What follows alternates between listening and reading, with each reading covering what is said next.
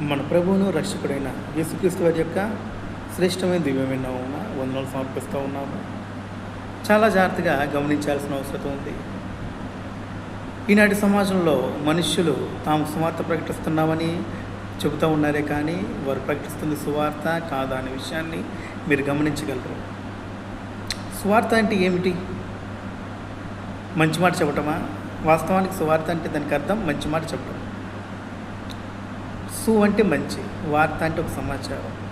మనుష్యుడు ఎటువంటి ఆలోచన కలిగి ఉన్నాడంటే సువార్త అనగానే ఆదికాండం నుంచి ప్రకటన గ్రంథం వరకు సువార్తని ఆలోచించేస్తూ ఉన్నాడే కానీ సువార్త అంటే అది కాదు. నిజముగా నువ్వు సువార్తను ఎరిగినవాడవై ఉంటే, విన్నవాడవై ఉంటే నీవు పొందుకునే రక్షణ సరి అయినదై ఉంటుంది.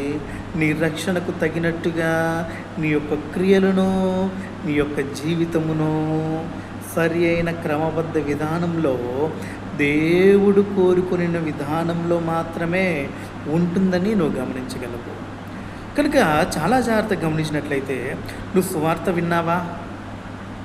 చాలామంది అనుకోవచ్చు, ఇదేంటి పాస్టర్లు అందరు చెప్పేది, లేదా దైవ సేవకులు అనబడిన వారు అందరు చెప్పేది ఈ మాటలే కదా, ఇతనేంటి ఇలా కొత్తగా చెబుతూ ఉన్నాడు అనేటటువంటి ఆలోచన మీకు రావచ్చు.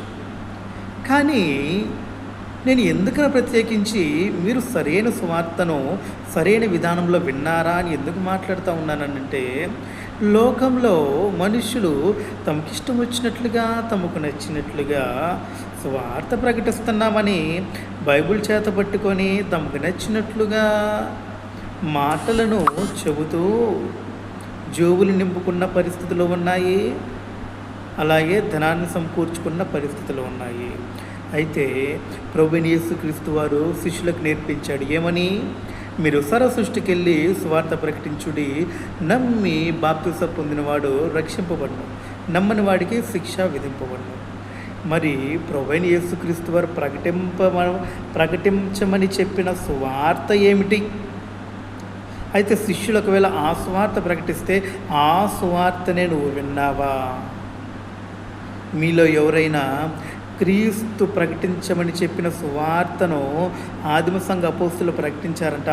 ఆ సువార్త విని రక్షణ పొందిన వారు ఈ యొక్క మాటలు విన్న ఏ ఒక్కరైనా కానీ రెఫరెన్స్లతో సహా ఈ యొక్క వీడియోలో కామెంట్స్ రూపంలో పెట్టగలరు.